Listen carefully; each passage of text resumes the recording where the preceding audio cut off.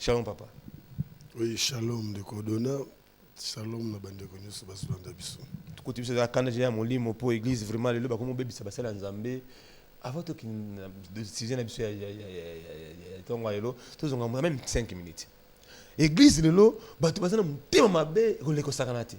Au moins ngai na zoninga la bébé sa vie à pasteur Ernest Mungu comme si na remplacer na Béni Dédi.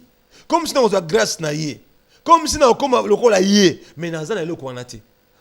Tina ka église, tina ba hommes de Dieu, tina ba tunanzambe to bien to banga bazambe mulimo mo santu, mais baza mutema be ko le quand même ba to basambela kati. Pourquoi le connaître côté na église parce ou mais la bongo pendant ko te ya ba to bongo la mutema te passer Ernest Mungu. Oui, nyonso tozomona lelo eza makambo esalemaka depuis na bonzambe ye moko. Ndeka na lobaka nzambe na siège na ye ya lola. Bato apesaki confiance. Numéro 1, c'était Lucifer.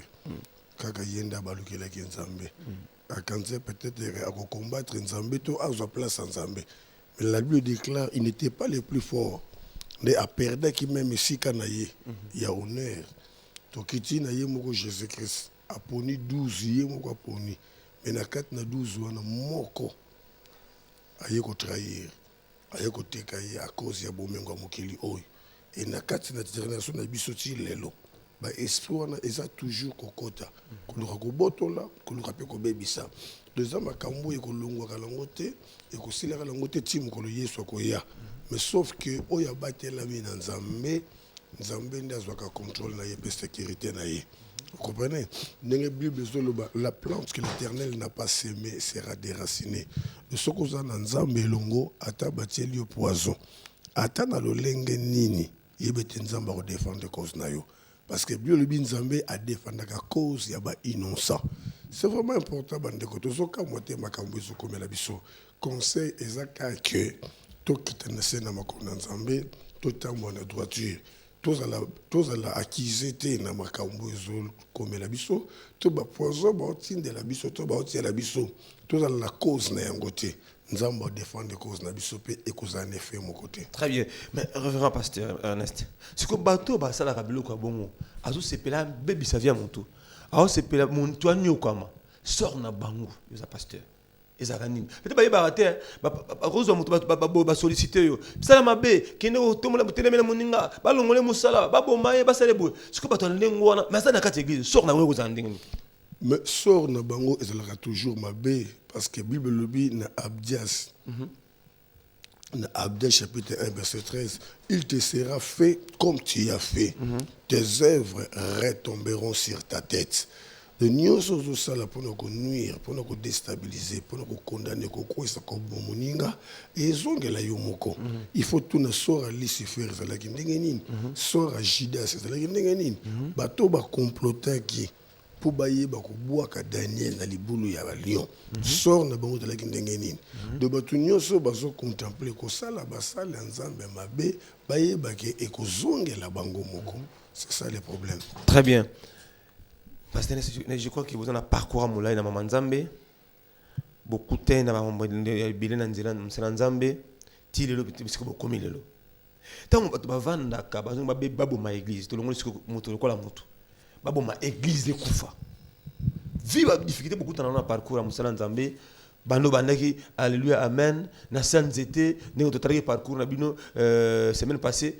Na sabanzete, na sambula, otote na bazando. Mais mon to vanda abo makaka ministère aussi tongami. Na nini keto opesa bisoka yan. Muntu anengo wana. Ya bo makani na bo maka église on a béni de 10 mois. Mais par rapport à pas sur moni wana. Muntu wana.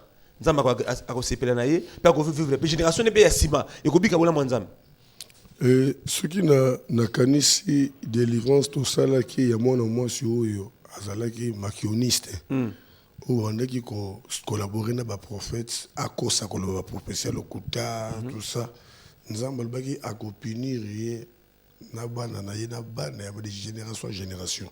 Donc mutu nyonso oyo azolukatia loboko na wende l'Éternel ton église en Zambé a ko sacrifier vie na ye moko na libota na ye de génération en génération. Na mona pratique ya makambo c'est vraiment important na bandeko et puis dans le beloko moko bato baza na ba vie wana eza bango te eza milimo nde ezali kolata bango nga naza na mwana moko na église molimo elataki atielanga poison ntango azwi décision ya kotielanga poison ebandi kosala siko pasi ye moko azokoka te komi kopesa lokola maladi asala une semaine nsima ye koavoué abi en tout cas papa pardon nde naza awa nazoka ondiri kati na nga bazoloba na nga natie lo poison alors semaine mozokoka te nazokoka te ntango toye kobondela mpo na ye nde nzambe azoba na nga ke non eza ye te eza molimo wa satan nde elati ye mpo asala mosala wana vous comprenez eza na oyo tozobenga ba dédoublement d'esprit il y a d'autres personnes diable nde alati akoti kati na ye nde amemi na kati na nzela kosala misala wana lo bato ndenge wana quelque part il faut tobondelaka mpe mpona bango peut-être baza possédé napesa exemple moko na komi na kitambo toaka na sere moko akufaka ndenge nini sere wana azokombola place na ye terre ya biloko na ye mike na tongo il y avait un frère qui n'est pas chauffeur mais mutuka moko babomisaki mpa na bango azwika konte akadémarre mutuka abolokendeka tout droit esika sere azalaki sere amoni mutuka otambo ndenge nini sere akimi na gauche ataliki mutuka elandi ye na gauche akimi na droite mutuka elandi na droite sere akoti na kati na lupango akebatama na nsima beton mutuka ye tuti beton wana beton ekweli sere na nsima sere akufi donc en quelque sorte ce n'était pas les frères il a été possédé d'un esprit nde oyo esalaki akende koboma zere wana donc bato ndenge wana je crois que bazo mérité tobondela mpe mpona bango parce que mingi baza possédé milimo nde elati bango nde etindiki bango na kati na misala wana. Très bien. To sundi na nito bana pour David to sundi na sujet biso suko ya lelo to komeka sika oyo ba yo consacré pasteur Ernest Mongo. Avant de continuer kuna na tuna question liboso. Bozo révélation ya kozwa évangile examine na kibila lokola père. Conviction na bino ezalaki nini? Est-ce que c'était par révélation? Ou bien on s'appelle qui na style il y a révérend Kizamina to au sepela kana yebo depuis kala par rapport ya lolenge na ye qu'est-ce qui vous a poussé à kokende penda kuza Kizamina lokola père spirituel na bino? Vous savez eloko nyonso soki osali yango na bomoto esukaka toujours na nzela parce que pour mutu alinga mutu il faut azala influencer na eloko moko songolo. OK. Mais nzambe azolinga mutu par rapport ya eloko oyo atie kati na mutu wana peut-être mutu ye moko ayebi yango te. Vous comprenez? Donc ngai histoire na ngai eza très compliqué je crois na lobango bateya ngai te mpona bongola motema na nga na bandi mpe koteya te mpo nazwi formation na église moko songolo nzambe nde mutu abengi nga na nguya ya bonzambe na ye na bandi mbala moko kosala badélivrance vie na nga ezalaki vie ya évangélisation intercession na tei na bandako na baéglise na bapardon na bahôpitaux na bisika ndenge na ndenge e naye kose retrouver na esika oyo namoni ke nakomi kobondela mpona bato tout ça il fallait quand même nazala encadré nakende kose retrouver na makolo ya prophète moko etant tosali mosala na prophète wana esali ke prophète église ezalaki lisusu te nazongi susu na se na makolo na nzambe nde nzambe aorientaki ngai na kobanda musala ko bâtir temple na kombo ya béni de Dieu tant to bandi musala wana na zongi susu na obondeli pona ko senga nzambe a orienter nga na se retrouver na se ya makolo ya nani nga na penser na nga na bande ko mona na moment wana zelaki kutino na moment de sonika futa et na prière na nga nzambe a orienter nga et puis évangile qui s'est mis na kibela Jean Oscar. Tant na zui na révélation na bondeli na bandi kosala siko ba recherche na koluka ye ndenge nini na kati na ba recherche nene ko se retrouver que avec na réunion moko na commune na Kinshasa na landeti na commune na Kinshasa tant na sololi na ye aipsinga tukutana na ye na palais du peuple. OK. Na kei na palais du peuple tukutani ameminga na restaurant tout ça to vandi to sololi tant na sololi na ye. Et Dieu m'a parlé, Dieu m'a montré, Dieu m'a convaincu. Albi obandi ndengeni pour comme na niveau sanango. Na beteli histoire ya ministère makambonios. Albi bo sika yo lekaki pa prophète wana. Na posa na yoka prophète wana. Abenganga. Naibisi prophète abi que non yebisa évangéliste nda benganga. Naibisi évangéliste boye le kwazane kana komikitisa a 5 numéro a bengi. Tant ba solo la bindo na zo reconnaître Ernest des parcours na yetala tala ça n'a problème té. Nde évangéliste qui nga bengi singa skona nda kuna ye. Et à partir ya wana nda bande ko pesanga ba instruction, ba discipline côté sanga marche. Et tu n'as lundi ba marche wana yemo ko pe évangéliste abandi ko landela ngai ko tuna sango ko tia batu tout ça et nzambe tango ko convaincre yi nde esali ke asa la programme ya consécration nde moni ay ko consacrer en 2009 et aujourd'hui te fêter 10 ans ya consécration et depuis wana kino lelo nous a toujours na se ya makolo ya papa langa et ndeka to lobaki na ba discours na makamonyos na sala ke lo côté sur de gens na makona été et ils na makamusoso amoni na musika bengi o na lingite donc c'est comme ça que je marche avec mon père. Très bien. Déjà ce besoin de vivre des sujets na biso mais quand tu na tuna bato so dans l'église na je crois bané déjà l'église na so bané dans ministère na yo osaki déjà un pas deux pas troisième pas quatrième pas mais au lobby on s'est décidé que vous en a père. Quelle est l'importance d'un père? Motu ya papa pene na ezaki nini ezaka nini et puis apport il y a ces examens na kata ministère na yo autant monango toloba de 2009 tina 2010 impactation il y a l'homme de Dieu comme père na pene na yo et nini oyo koloba keno avec yé ça marche bien avant ça qui simbaité sur le but importance il y a père nous sur la katandako mon importance à papa de babana. Donc papa a protection ya mwana, papa a bénédiction ya mwana. Alors passage ya évangile d'examen qui bile na ministère nanga d'abord efungoli motema nanga et fortifier foi nanga. Pour makambo na kutani nango. Soki na lekaki na ser makoli ya papa wana te peut-être mbelo na simbi ministère oité. Pour na kuté na bitumba moko du jamais vu. Ya balolenge nyos. Et na chaque bitumba na kimaka kumna. No Ernest Omoni faut s'amter à mon no Ernest Omoni soko conserver les camps ko sala boité. Donc un père azana un mot à dire. Donc moi na ko lekane papa na nyonso mais papa azana liloba oye ko fandisa mwana oye ko tombola mwana oye ko tia mwana katna nzela. Donc passage nanga na makolo ya papa eloko liboso e fortifier foi nanga.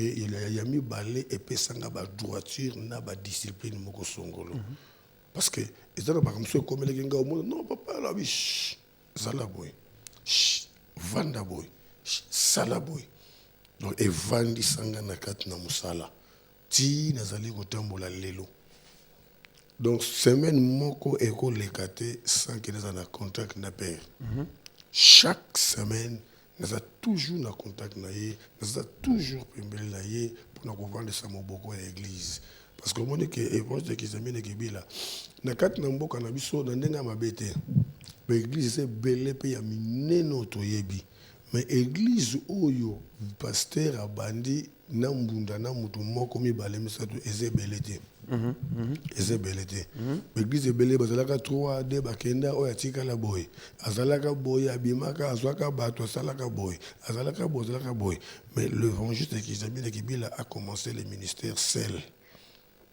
une personne, 2 personnes, 3 personnes pour et comme un ministère et comme une communauté. Vous comprenez? Alors, ngai na bandaki église na sans été ya manga. Ngai moko na mbunda. Donc, na monaka, c'est comme si Nzambe atindanga kaka na nzela moko ese fungwama pona landa nzela wana. Pourtant, na monaka témoignage ya papa, témoignage na nga, na monaka c'est comme si tu as un chemin moko songolo. Et tant que nous avons grâce, et puis ça a vraiment assurance, la confiance. C'est comme ça que je marche avec mon père.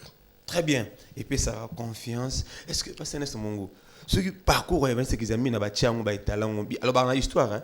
Alors on les solo, tu les solo. Mais au vivre nenga tambola qui est-ce qu'on coca.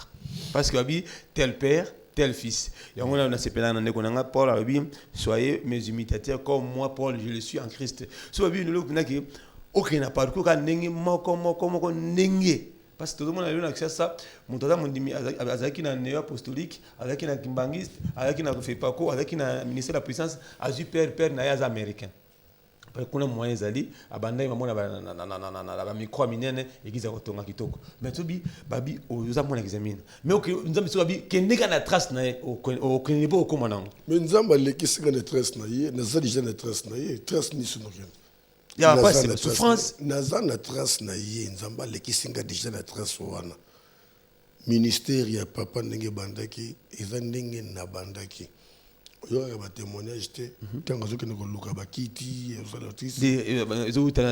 aller vers tawa na Saint-Luc oyoka témoignage na ngai te non tayi documentaire na ndako bimission na polimula tano okende koluka bakiti bato balali nazodusula na ngambo na bimisi babana nazolekisa babana tititi na tie liboso bato baye pete na susi babana akoki kozongisa oyoka témoignage te eza déjà parcours naleki déjà na parcours soki nzambe atindaki ngai mpo ayibi ke chemin wana oyo abongisaki mpo na nga expérience yango wana nde akopesanga makasi ya kolonga bitumba c'est ça le chemin niveau komi déjà wana église ekoli monene eyeba na mboka mobimba bato bayebi patience de mongo partout na poto na Afrique bayebi lobi okoloba pete bon na changer nanga père kobateka niveau comme on a un niveau te naza na ebandeli oyebani makasi koyebana c'est rien moto ayemi nzembo soki en tout cas ayebani mokili mobimba ti na intérêt ya poto passer par là koyebana c'est rien okoyiba pe bakangi oyo na chaîne moko bo oyebani pe partout oyebani kwa mosala nzambe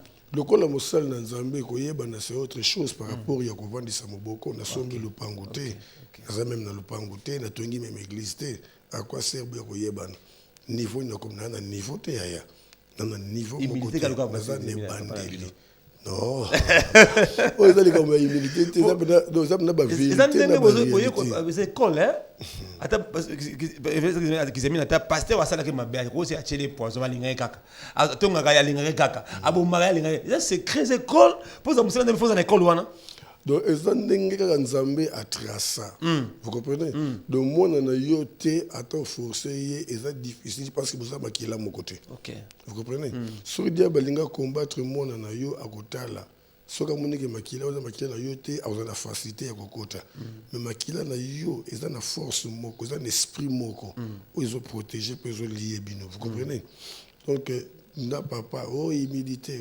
nini eza ndenge nzambe asala ndenge asangisa ndenge atrasa do makila wa makaka yango ndeza pana biso même sur l'église MC lekela mayele na yo ngako dans le barango so yoki bazotunga ngai kokotela ngate soki sali yo passe se retirer na place wana au procéder question na ngai oyo akotela kanga comme la question na tuna pour surtout une église tout kuti bato bataka belé pasteur bataka ta musu ozala ba erreur oza moza pe mutu ah passer na biso koto ah kota mbongo lukoso kota basi moyete kota siko yo moto ngovanda ba critiquer pesini batonga ngapi na awo ezakani c'est la télévision mais on doit sortir na poto c'est que ça rappelle on peut batonga ngapi bana raison voilà yonde faut au salle investigation le royer ba ke boto tonge pe na nini tout ça on est dans la bien makasi mais comment rappeler matoït kokoma na matoi c'est trop dire parce que tant bato batongaka balinga te koma na matoi kotonga za ba cachette na cité na libanda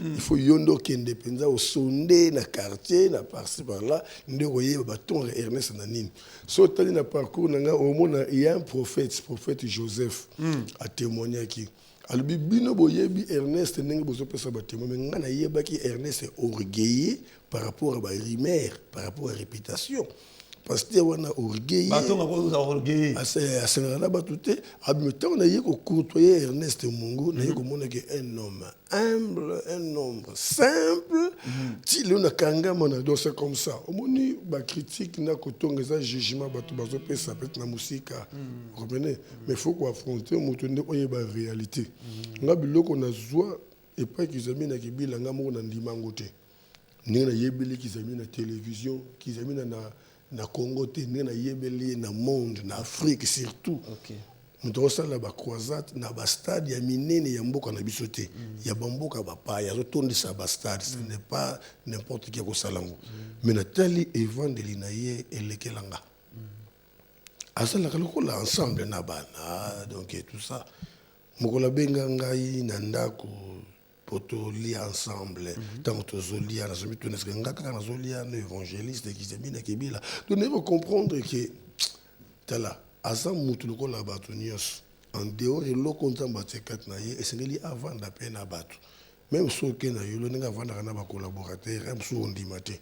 Alors, vu on a des autres quatre nabiso, on a avant d'avoir collaborateur nanga. Nalia kana ba collaborateur nanga to tambolaka surtout to tambola ezaka Jésus Christ il faut jida sa loba que ce que moni bango obona ona kuyamba ndeye pourquoi parce que azalaki ensemble na ba collaborateur bazoko quand même pas ko différencier qui était Jésus qui était Pierre qui était Jean et surtout les Pierre bakanga qui est pourquoi pour Christ était comme les collaborateurs, était comme tout le monde. C'est comme ça que Christ marchait.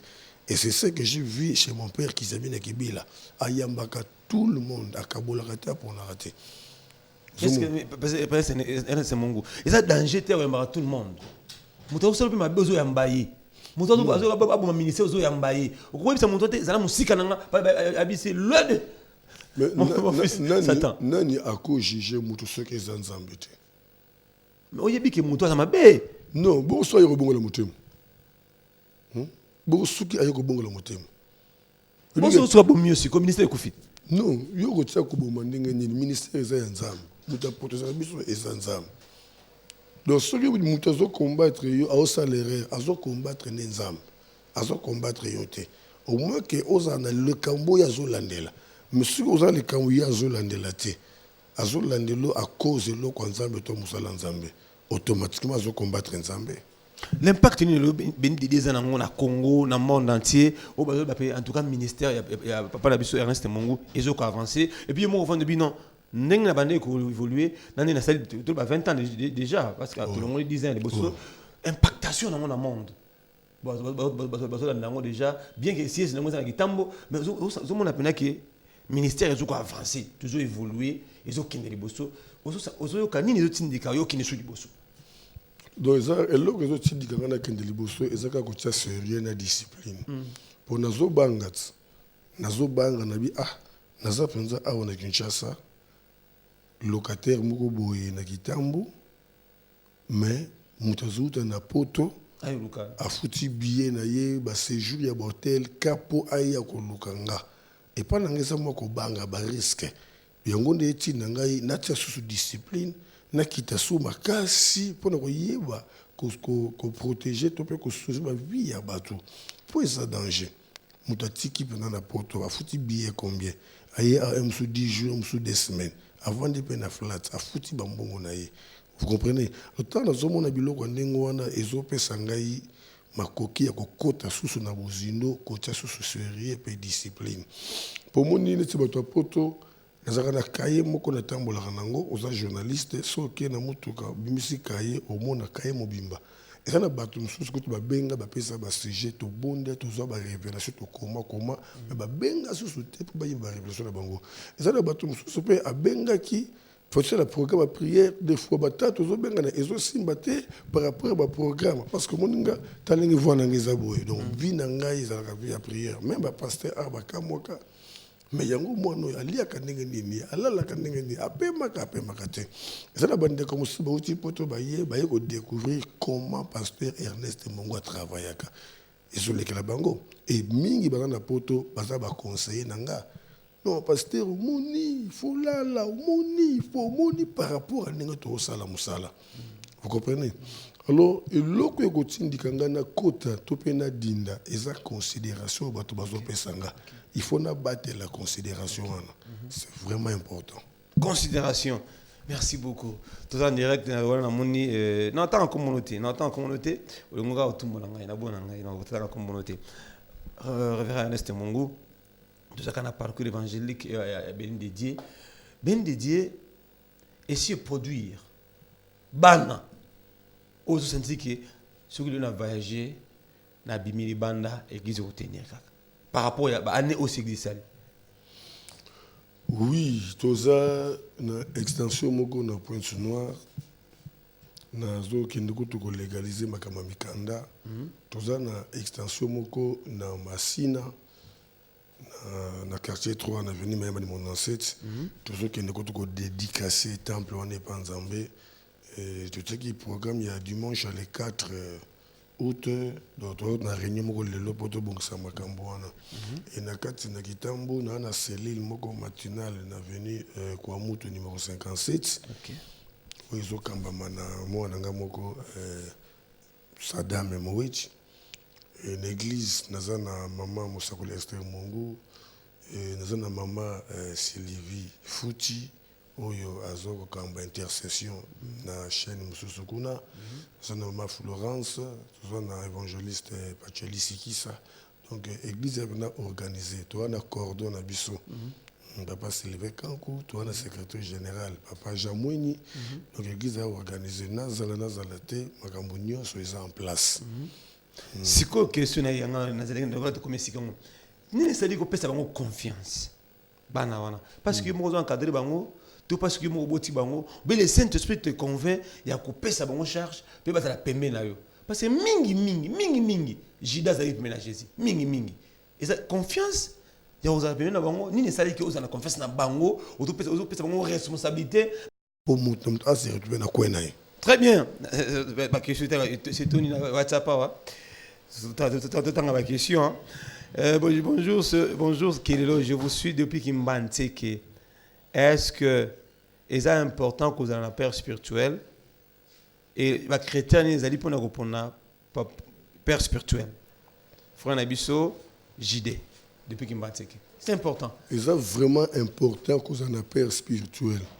Un père ne peut pas être inférieur à un fils. Un père doit être toujours supérieur. Même pas à l'argent, même pas, je ne sais pas, dans le végétarien, quoi que ce soit. Mais oyo abanda ki liboso. Ayebi berere okutana ki nango, akope so conseil pour yo kutana berere wanate. Vous comprenez? Na oyo tali ba critère, mais critère ya makasi ezaka kotala ndenge ni azoko évoluer, abanda ki wapi, akomi wapi, atambolo ndenge nini. Vous comprenez? Ne yo pe kolanda nzela wana na assurance que yo pe kokoma toko le quand même yé mais yo ko zo père ndenge nini oyo ministère yango oyo eganga te comme le moi association moko boye yo ko zo père ndenge nini aza divorcé aux père ndenge nini bana ba ba voyo aux père mais oui un père doit être l'exemple exemplaire oui doit être exemple à suivre.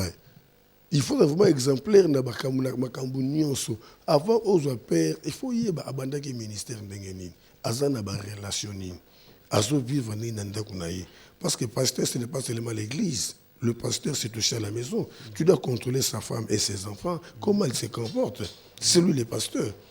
Donc par rapport à ba critères c'est très facile, est-ce qu'aza marié, est-ce qu'azana bana et bana wana ba aidikara bango ndenge nini azana ba relation nini évolution ministère na eza ndenge nini. C'est comme ça qu'on peut choisir un père. Sœur Larry depuis c'est le mbao. Je suis évangéliste, moi c'est ma évangéliste. Un père, les autres dépendent de l'âge. Pour me donner la père spirituelle. L'âge n'est là. Les autres dépendent de l'âge.